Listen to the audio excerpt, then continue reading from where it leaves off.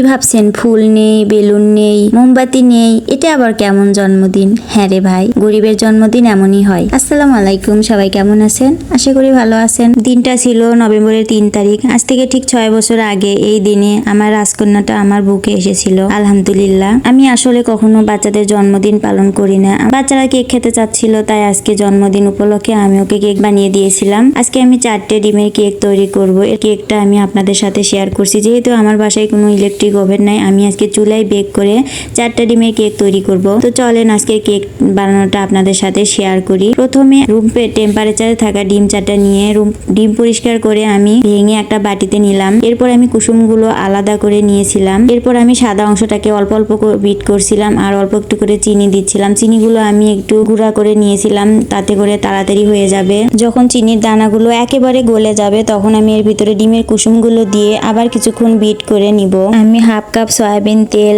এই ব্যাটারির ভিতরে দিয়ে আবার কিছুক্ষণ বিট করে নিয়েছিলাম। বিট করা হয়ে গেলে আমি একটা আটা চালনিতে কিছু আটা, 1 চামচ বেকিং পাউডার ও 2 প্যাকেট গুঁড়া দুধ দিয়েছিলাম 10 টাকা দামের, আর সামান্য 1 চিমটি লবণ দিয়ে আমি খুব সুন্দর করে চেলে নিয়ে এই ব্যাটারের ভিতরে অল্প অল্প করে আটা দিয়ে খুব আলতো ভাবে একটা ব্যাটার তৈরি করে নিচ্ছিলাম। পারফেক্ট ব্যাটার তৈরি করার জন্য আস্তে আস্তে করে কাজটা করতে হবে এবং অল্প অল্প করে দিতে হবে, দেখতে হবে কতটা ঠিক লাগবে।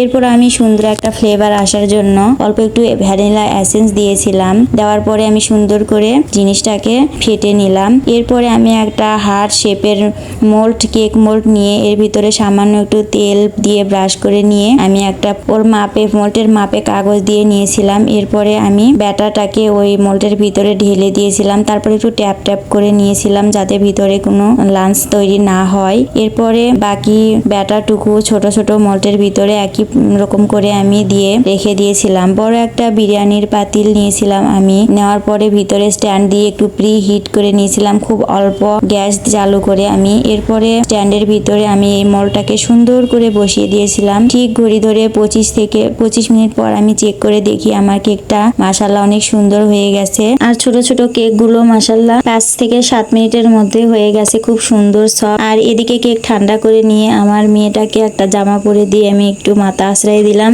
ও তো কেক দিয়ে নাচানাচি শুরু করে দিছে, অনেক পোস্ট নিয়ে অনেক ছবি উঠালো। এরপর সে কেক কাটতে চলে এসেছে। আমার বাসার পাশের 3 জন আমার ননদ আছে, ওদেরকে আমি ডাক দিয়েছিলাম। ওরা এসে ওকে উইশ করলো, ওর জন্য অনেক গিফট নিয়ে আসছিল, খাবার দাবার কিনে নিয়ে আসছিল। তো গিফট পেয়ে অনেক খুশি, কারণ এভাবে কখনো ওর জন্মদিন করা হয়নি। আসলে এটা সবার কাছে অনেক ছোট ব্যাপার মনে হতে পারে, কিন্তু আমাদের কাছে নয়, কারণ আমরা কখনো এভাবে জন্মদিন করিওনি কখনো। আসলে আমার ফ্যামিলিতে এভাবে জন্মদিন পালন করায় অনেক বারণ আছে, বাধা আছে।